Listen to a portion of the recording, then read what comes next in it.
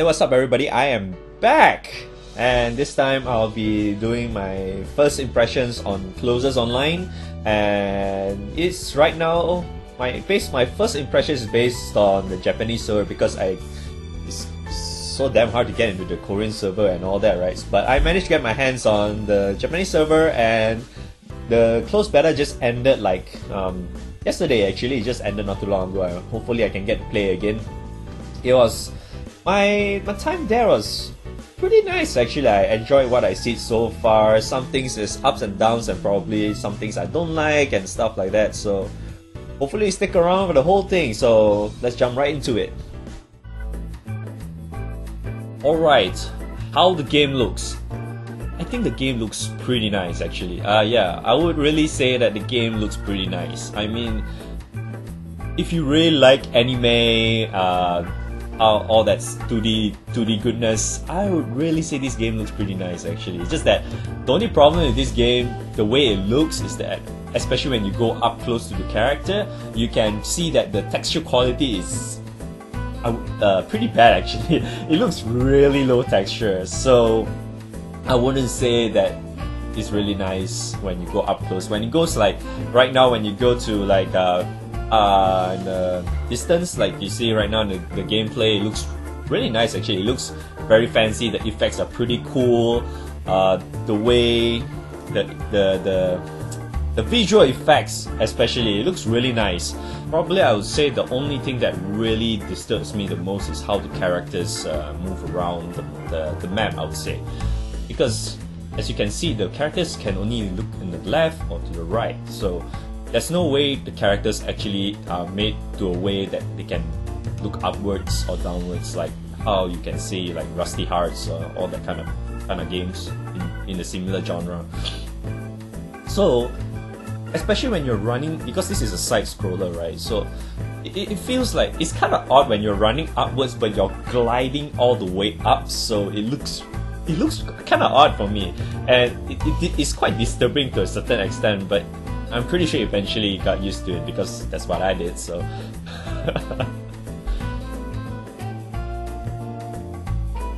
audio, Japanese audio, best.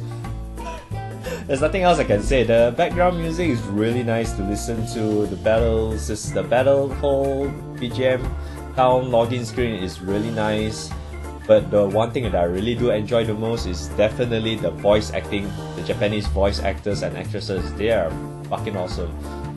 Here, I'm just gonna give you a short glimpse on how the talking really is when you're conversing with the NPCs.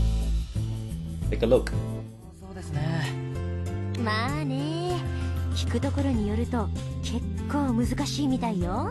審査に合格できなくて万年訓練生になんてこともザラにあるみたいだし。でもハルトなら大丈夫よ。私の目に狂いはのあーい。そう思ってくれるのは嬉しいですけど、正直昇級なんてあんまり興味ないですね。面倒ばかり増えそうだし。そうかもしれないけど、昇級すりゃ今より多くのスキルが使えるようになるわよ。それだけ任務の遂行が楽になるってことだから、別に悪い話じゃないわ。だから絶対昇級するのよ。まあわかりました。じゃあこのまま織江さんのとこに戻っていいわよ。書類は私がメールで転送しておくから、終わったら昼寝タイムにしよう。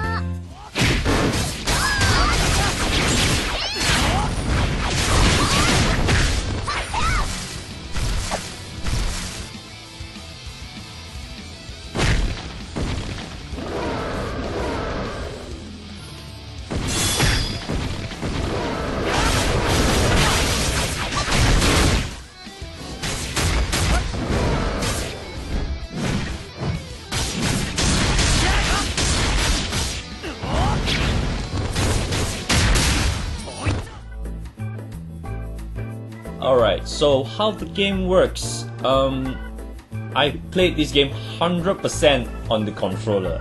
I admit that it works pretty damn awesome. It feels really rigid and all that. The only problem is that, to me on the controller, is that because you have to double tap to dash up, right? But it works exactly the same way as the controller, and I'm using the 360 controller here. So and I'm much more used to the analog, right? So what I did was I have to double tap on my analog to actually do the dash. So it feels, to me, it feels really odd. It's much better if you use the D-pad to play this game, but for me, eventually, I just got used to it, and I guess that's how it feels much better. But other than that, it's really easy to understand this game, because all the skills that you can probably just mash it out and based on cooldown and all that stuff, it's relatively simple. And from what I can notice is that some of the skills that you can connect to one another, is like you can make a combo out of it. I'm pretty sure there's some combo videos out there, and it's pretty fun actually. The gameplay is really fun. Within missions itself, it's actually quite simplistic. It's kind of like you just pick you're in a hub, you go select a mission, select a difficulty, and head right on in. So you just go complete the stage and then you're done. So it's like when you get quests from NPCs and all that, you just do this mission, find this thing, kill this dude, etc, etc. So it's pretty damn straightforward. So if you don't like this kind of thing, I suggest you stay away from this game, because you'll be seeing a lot of this from start to finish.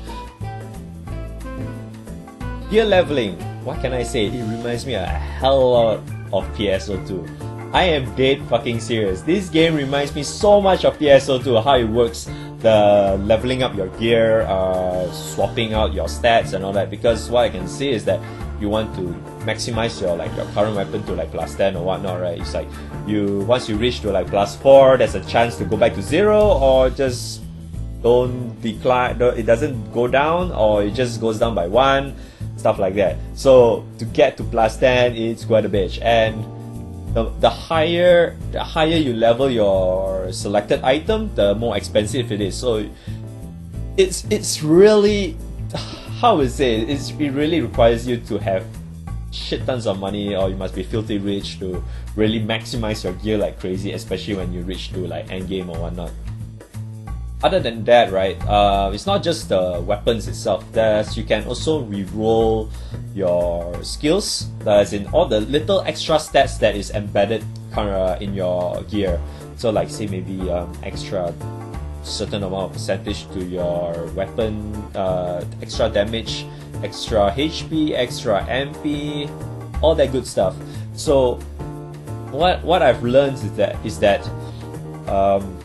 if you do not want to use a certain specific item for it, right? That item that you may need to, I probably only can get through questing or through crafting.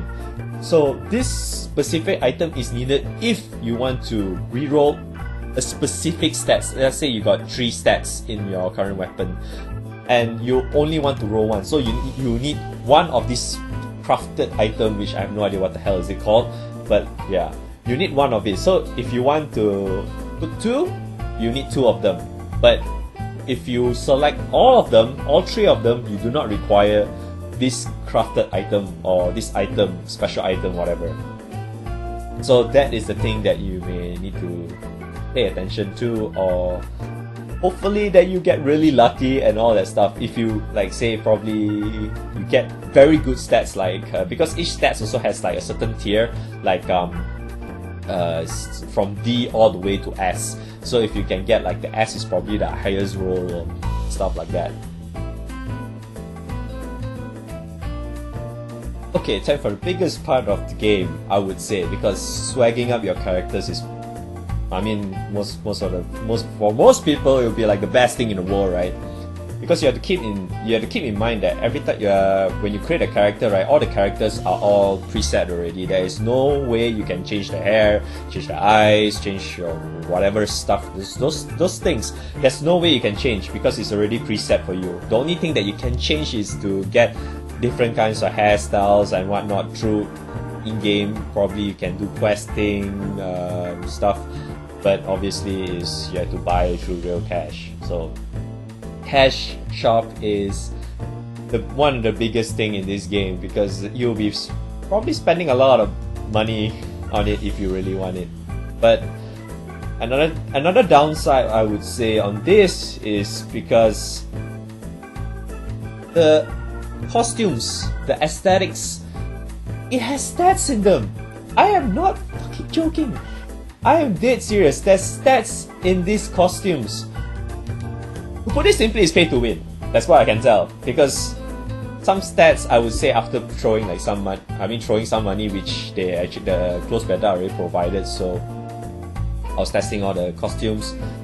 They do have better stats compared to the default one that you start off with, and it is something that I really hate in every fucking game.